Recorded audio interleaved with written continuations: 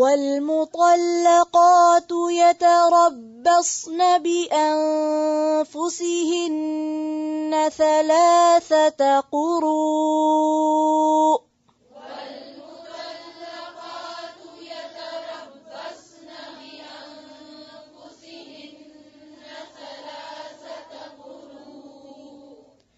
والمطلقات يتربصن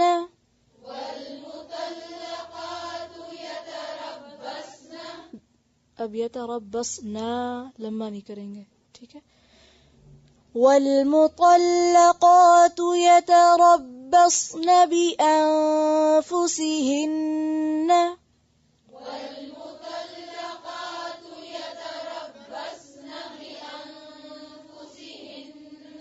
3 قروء.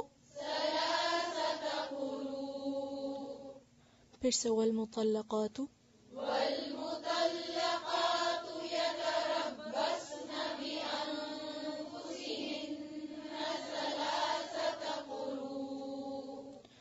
ولا يحل لهن أن يكتمن ما خلق الله في أرحامهن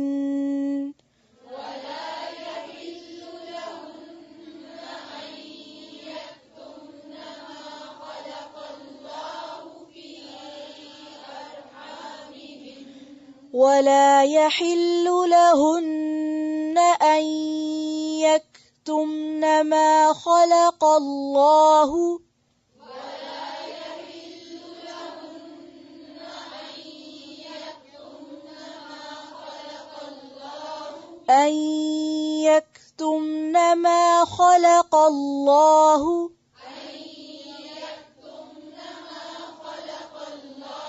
في أرحامهن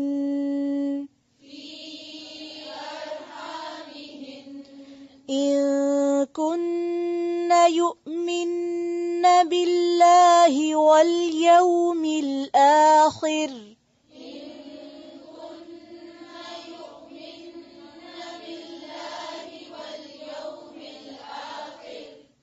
پھر سے پڑھیں.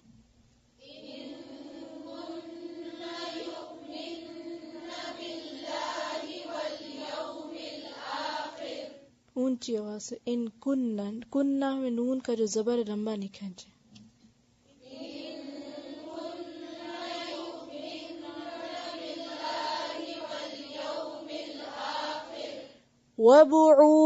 وبعولتهن أحق بردهن في ذلك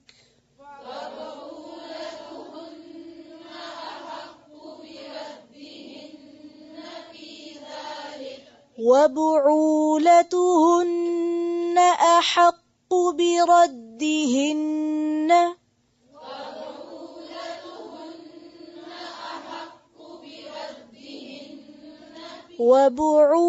وبعولتهن با پہ کیا ہے، اس کو صحیح سے پڑھیں.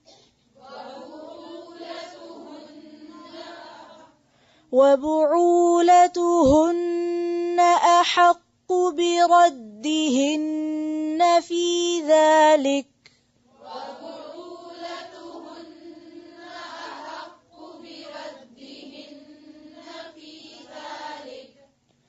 في ذلك إن أرادوا إصلاحا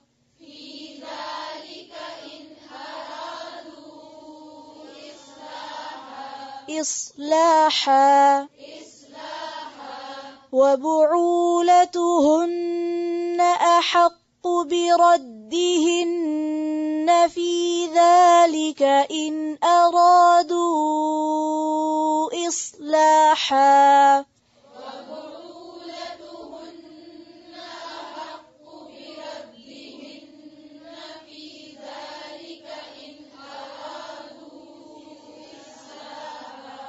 إن أرادوا إصلاحا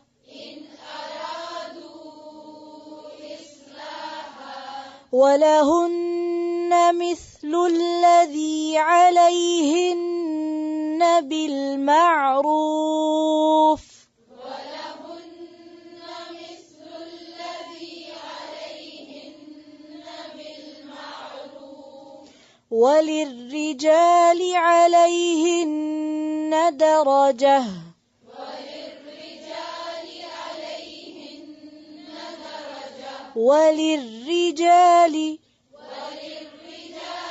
وللرجال عليهن درجة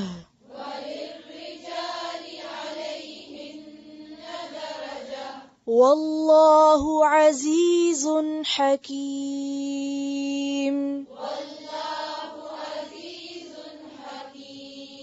حكيم والله عزيز حكيم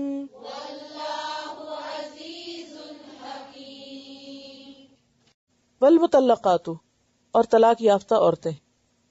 مطلقہ کی جمع ہے مطلقات، روٹ وہی ہے تو لام قاف. یتربصن روٹ وہی ہے رے بے سواد. انتظار کریں. جن عورتوں کو طلاق ہو جائے وہ کیا کریں؟ انتظار کریں. کیا انتظار کریں؟ بِأَنفُسِهِنَّ اپنے نفسوں کے ساتھ، یعنی اپنی ذات کے ساتھ انتظار کریے، خود کو روک کے رکھیں. کس بات سے؟ دوسرا نکاح کرنے سے. یہ مراد ہے. کتنا عرصہ روک کے رکھیں؟ 3 قروء 3 حیض. قروء جو ہے قرء کی جمع ہے، قاف رے حمزہ روٹ ہے اس کا. قرء حیض کو کہتے ہیں اور طہر کو بھی کہتے ہیں.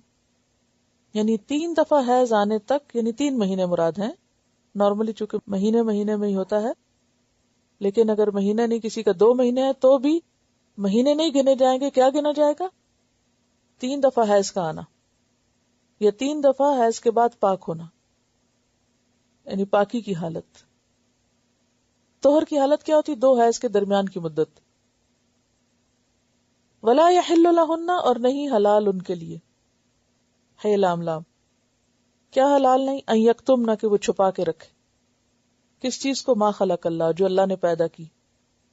فی ارحامہن ان کے رحم میں. کیا چیز ہے رحم میں؟ بچہ.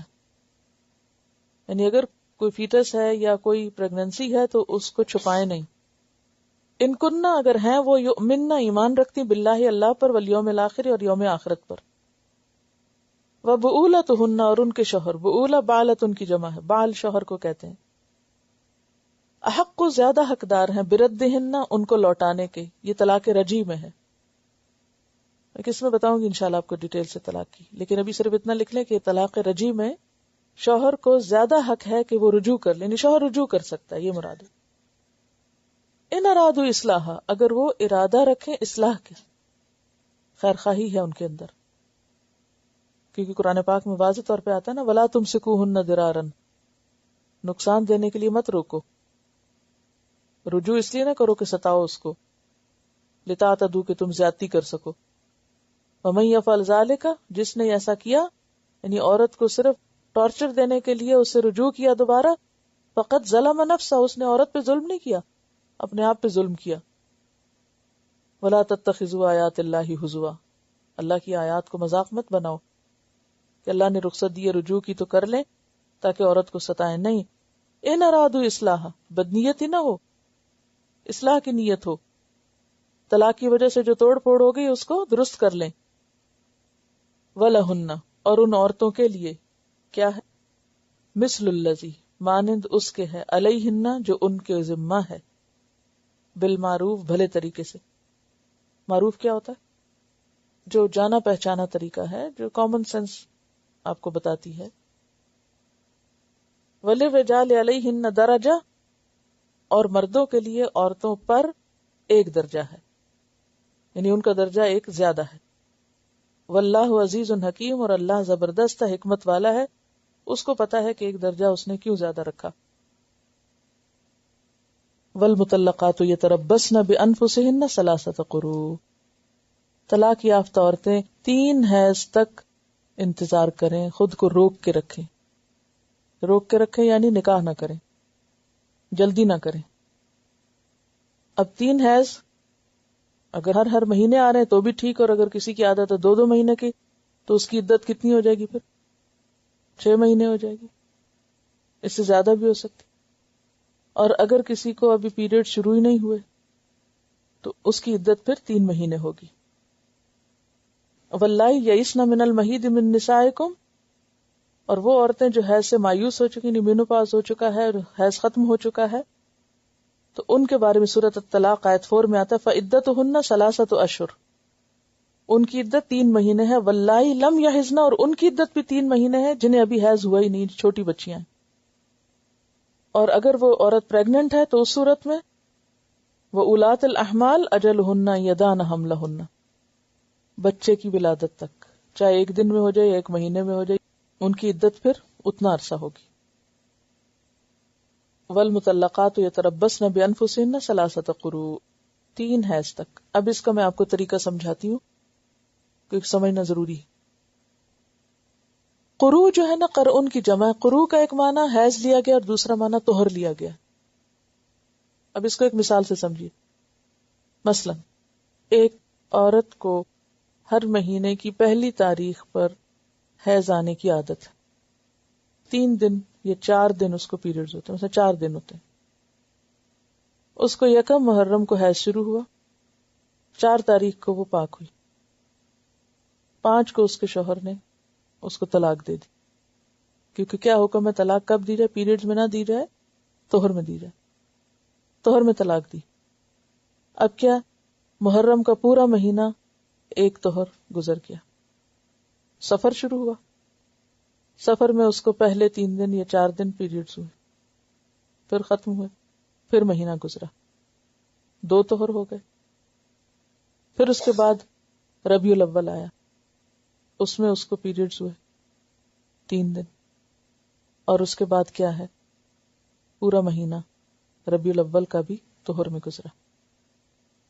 جو لوگ کہتے ہیں کہ قروء کا مطلب طہر ہے، تو جو ہی عورت کو ربیع الثانی کا حیض شروع ہوگا اس کی عدت ختم ہو جائے گی. ٹھیک ہے. اور جو یہ کہتے ہیں کہ قروء قرء کا مطلب حیض ہے، تو اس عورت کا حیض شروع ہونے کے بعد جس دن ختم ہوگا 4 تاریخ کو، اس کی عدت اس دن ختم ہوگی. تو اس طرح صرف 3 یا 4 دن کا فرق پڑتا ہے دونوں انٹرپریٹیشن سے. زیادہ بہتر انٹرپریٹیشن جو ہے وہ اس کو حیض ہی کے معنی میں لینے کی ہے، کیونکہ اس کی تائید ایک حدیث سے ہوتی ہے کہ آپ صلی اللہ علیہ وسلم نے اس خاتون کو جس کو استحاضہ کی بیماری تھی کہا تھا کہ تم اپنے ایام حیض میں نماز چھوڑ دو.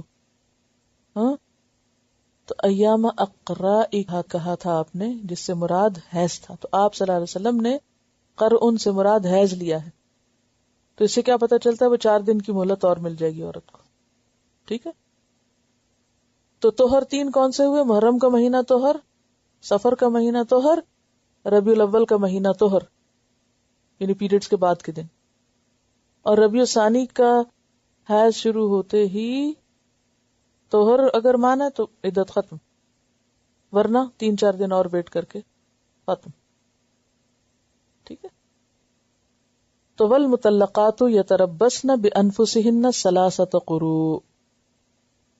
اور پھر اگر کسی کو مثلا پہلی تاریخ نہیں آتی، 10 تاریخ کو آتے ہیں، 20 کو آتے ہیں، وہ اکارڈنگلی پھر اسی طرح سیٹ کر لے گی.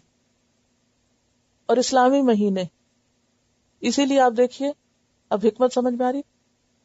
سب سے پہلا سوال کیا تھا؟ یسألونک عن الاہلہ، کیونکہ ساری ڈیٹس اہلہ پر ہی تو منحصر ہے. والمطلقات یتربصن بانفسهن 3 قروء. اور مطلقات 3 مہینے تک اپنے آپ کو روک کے رکھیں. ولا یحل لہن، اور نہیں حلال ان کے لیے، ان یکتمن، کہ وہ چھپائیں. کس چیز کو؟ ما خلق اللہ، جو پیدا کیا اللہ نے، فی ارحامہن، ان کے رحموں میں. یعنی پریگننسی نہیں چھپائیں. عورتیں پریگننسی کیوں چھپائیں گی؟ اس کی کیا وجہ ہو سکتی؟ شوہر رجوع نہ کر لے. ٹھیک ہے. کیونکہ اگر بتا دیتی تو ہو سکتا ہے اگر شوہر کو پتا چل جائے کہ عورت پریگننٹ ہے تو وہ اب بچے کی خاطر اس عورت کو نہیں چھوڑنا چاہے گا. تو عورت چاہتی ہے اسے طلاق مل جائے، تو وہ بتاتی نہیں کہ وہ پریگننٹ ہے، اور 3 مہینے بعد کہتی میری عدت ختم ہو گئی، حالانکہ عدت تو ختم نہیں ہوئی، کیونکہ اولاد الاحمال کی عدت کب ختم ہوتی؟ جب بچہ پیدا ہو. لیکن اس نے جھوٹ بولا، اس نے کہا 3 مہینے گزر کے میری عدت ختم ہو گئی، میں تو آزاد، اور جھٹ فوراً نکاح کر لیتی کسی اور سے، اور اس کو بھی نہیں پتا کہ یہ پیچھے سے بچہ لے کر آئی، تو اس بچے کا حسب نسب بھی خلط ملط ہو گیا. تو یہ بہت بڑا جرم ہے. اس لیے یہاں پر واضح طور پر کہا گیا کہ عورت کو واضح کرنا ہوگا اگر وہ حامل ہے. اور پھر یہ بھی ہے نا کہ عدت کے دوران نان نفقہ کس کے ذمہ ہے؟ شوہر کے ذمہ ہے. تو اس لیے کسی پر بھی ظلم اور زیادتی نہیں ہونی چاہیے. تو عورت کو حق نہیں کہ وہ ایسا جھوٹ بولے اور اس قسم کی غلطی کا ارتکاب کرے، کیونکہ اس میں کئی لوگوں کے حقوق متاثر ہوتے ہیں، بچے کے بھی، شوہر کے بھی. ان کنن یؤمن باللہ والیوم الآخر. پھر آپ دیکھیے کہ جہاں اہم معاملہ ہوتا ہے نا، پہلے مردوں کو کہا کہ اللہ کی ملاقات سے ڈرو، یہاں عورتوں کو کہا کہ دیکھو یہاں غلط بیانی کرو گی تو پکڑ ہوگی. اگر تمہارا اللہ اور یوم آخرت پر ایمان ہے تو تم یہ نہیں کرو گی. وَبُعُولَتُهُنَّ أَحَقُّ بِرَدِّهِنَّ فِي ذَلِكَ. اور ان کے شوہر اس معاملے میں زیادہ حقدار ہیں کہ انہیں لوٹا لائیں. یعنی طلاق رجعی کی صورت میں، یعنی عورت بجائے اس کے کہ نئی جگہ نکاح کرے، اگر وہ پہلے ہی شوہر کے ساتھ دوبارہ نکاح کر سکتی ہے، یعنی جب ایک طلاق ہوتی ہے یا 2 ہوتے ہیں تو کر سکتے ہیں، چاہے عدت گزر جائے تو زیادہ بہتر ہے وہیں کر لے. اور اگر اس مدت کے درمیان رجوع کرنا چاہتا ہے شوہر تو رجوع کا حق ہے. ان ارادو اصلاح، لیکن شرط کیا ہے؟ خیر خواہی اور اصلاح، تعلقات کی درستگی کا ارادہ ہے، ستانے کے لیے نہیں. وَلَهُنَّ مِثْلُ الَّذِي عَلَيْهِنَّ بِالْمَعْرُوفِ. ان عورتوں کے بھی ویسے ہی حقوق ہیں جیسے ان پر فرائض ہیں. جیسے مردوں کے حقوق ہیں ویسے ہی عورتوں کے حقوق ہیں. اسلام نے دونوں کو حقوق دیے ہیں. ہاں، وَلِلرِّجَالِ عَلَيْهِنَّ دَرَجَةٌ. حقوق تو ایک جیسے ہیں، لیکن مردوں کو عورتوں پر ایک درجہ حاصل ہے. کس چیز کا؟ نکاح اور طلاق میں مرد کا اختیار عورت سے زیادہ ہے. اگر وہ کہتا ہے کہ ہاں قبول ہے، نکاح قبول ہے، تو نکاح کی گرہ لگتی. صرف عورت کے قبول کرنے سے نکاح کی گرہ نہیں لگتی. عقدۃ النکاح مرد کے ہاتھ میں ہوتی ہے. ٹھیک ہے. طلاق کا اختیار بھی کس کے ہاتھ میں ہے؟ مرد کو دیا گیا. عورت طلاق نہیں دے سکتی اسلام میں. ٹھیک ہے. تو یہ ہے درجہ جس کا یہاں ذکر ہو رہا ہے.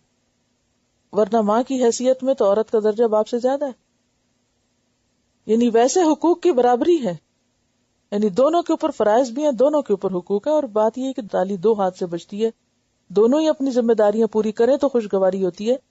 ہاں، مرد کو یہاں ایک درجہ زیادہ دیا گیا ہے کیونکہ وہ قوام ہے. اس کی وجہ کیا ہے کہ وہ قوام ہے. قوام کس کو کہتے ہیں؟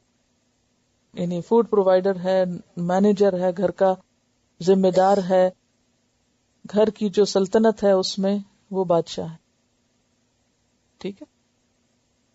جیسے کسی بھی ادارے میں کوئی بھی آرگنائزیشن ہوتی ہے، اس میں ایک ہیڈ ہوتا ہے، باقی اس کے انڈر ہوتے ہیں. اسی طرح گھر کی جو مینجمنٹ ہے اس میں مرد حاکم ہے. وَلِلرِّجَالِ عَلَيْهِنَّ دَرَجَةٌ. اور اس کی وجہ 2 بتائی گئی نا. الرجال قوامون علی النساء بما فضل اللہ بعضهم علی بعض وبما انفقوا من اموالهم. دوسری وجہ کہ وہ اپنے مال خرچ کرتے ہیں. اور اس کے علاوہ بھی کئی حکمتیں ہیں. مثلا یہ کہ مرد عورت کے مقابلے میں فزیکلی بھی اسٹرانگ ہوتا ہے اور جذباتی طور پر بھی زیادہ اسٹیبل ہوتا ہے. عورت کے اندر ہر مہینے اتنی تبدیلیاں آتی ہیں، جیسے پہلے میں نے ذکر کیا 150 سمپٹمز تک دیکھی گئی ہیں. تو مرد تو ان سمپٹمز سے نہیں گزرتا، نہ ہی اس کو ایسی کوئی مشکل ہوتی. تو اس لیے اللہ تعالیٰ نے ایک خاص حکمت کے تحت یہ مرد کو اتھارٹی دے دی. تو اس میں عورت کی کوئی حتک نہیں ہے یا کوئی تحقیر نہیں ہے. یہ انتظامی ضرورت ہے، ورنہ حقوق تو برابر ہیں. اب اگر کوئی آپ سے پوچھے کہ اسلام میں مرد اور عورت کے حقوق برابر ہیں یا اوپر نیچے ہیں تو آپ کیا کہیں گے؟ حقوق برابر ہیں. ہاں، انتظامی ذمہ داریوں میں مرد کا درجہ زیادہ ہے. انتظامی ذمہ داریوں میں مرد کی پوزیشن اوپر ہے، کیونکہ کوئی بھی آرگنائزیشن یا انتظام ایک اوپر ہیڈ کے بغیر چل نہیں سکتا.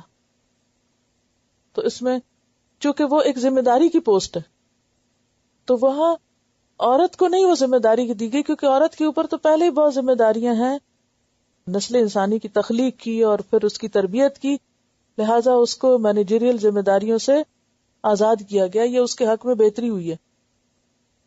یہاں یہ نہیں کہا گیا کہ مرد کا احترام زیادہ کرنا چاہیے اور عورت احترام کے لائق نہیں، یہ اس آیت کا نہیں ہے مطلب. ٹھیک ہے. وَلَهُنَّ مِثْلُ الَّذِي عَلَيْهِنَّ بِالْمَعْرُوفِ. ہمارے کلچر میں کیا ہوتا ہے وہ سب ایک طرف رکھیں، ہم تو معلوم نہیں کیا کیا کرتے. اسلامی کلچر جو ہے اس میں حقوق اور فرائض تو برابر ہیں، انتظامی ذمہ داریوں میں مرد کو ایک درجہ اتھارٹی دی گئی ہے تاکہ وہ اپنا کام، کیونکہ اگر آپ کسی کو رسپانسبلٹی دیتے ہیں اور اتھارٹی نہیں دیتے، دنیا میں جو مینجمنٹ سائنس ہے اس کی روح سے بھی آپ دیکھیں کہ آپ کسی کو کام تو دے دیتے ہیں یہ کرو، اور اتھارٹی بالکل نہیں دیتے، وہ کیا کر کے آئے گا؟ تو اب اگر یہاں مرد کو ذمہ داری دے دی گئی کہ تمہیں فوڈ پرووائڈ کرنی ہے، تمہیں مینجمنٹ گھر کی کرنی ہے، تمہیں ذمہ داریاں نبھانی ہے، تمہیں عورت کو تحفظ فراہم کرنا ہے، اور اتھارٹی کچھ نہ دی جاتی، اتھارٹی عورت کو دے دی جاتی، تو کام کیسے ہو سکتا تھا؟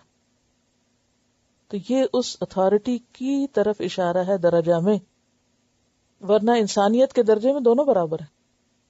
یہ نہیں کہ مرد کے اندر تو انسان کی روح ہے اور عورت کے اندر جانور کی. ہاں، اس طرح کے توہمات پائے گئے ہیں نا قدیم زمانے میں کہ عورت کے اندر تو انسان کی روح بھی نہیں ہے. یہ اسلام نہیں کہتا، یہ دوسرے لوگوں کا خیال ہے. واللہ عزیز حکیم، اور اللہ تعالیٰ زبردست حکمت والا ہے.